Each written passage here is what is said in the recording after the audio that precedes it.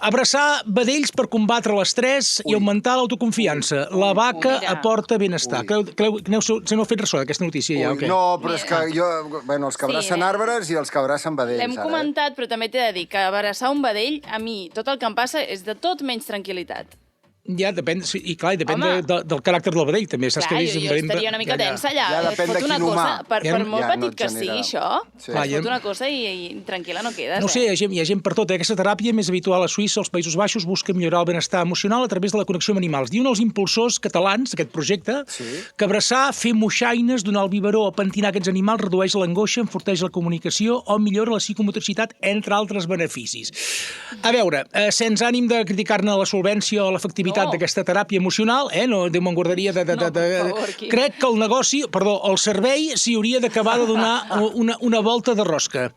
Primera, oferir al client un certificat d'indult de sacrifici de l'objecte abraçat, sobretot alimentari, perquè crec que si vol repetir-ne el contacte, el pacient valorarà més la continuïtat vital de la cuca abraçar que no pas la traçabilitat. Vull dir, jura'm que aquest vedell no el pelareu, saps què vull dir o no?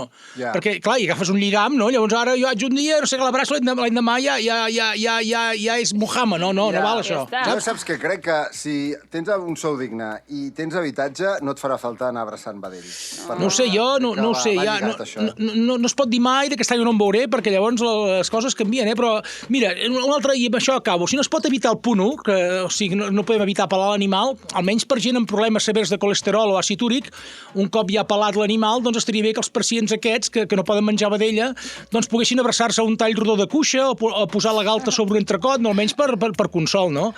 I llavors, si a més t'ho curres, i sota una premissa de creixement personal en humilitat i biogermanor, que són paraules que agraden molt i aquestes coses, doncs, si reparteixes entre els acompanyants del pacient un uniforme amb botes d'aigua, et pot netejar la merda de l'objecte abraçat, saps? Te'l pot netejar la cort, diguéssim, envasar-la en bosses i llançar-la al contenidor de l'orgànic al sortir. I, tio, una feina menys i neteja sostenible, tu, saps? No és mala idea, Vull dir que encara hi ha camp per córrer amb això,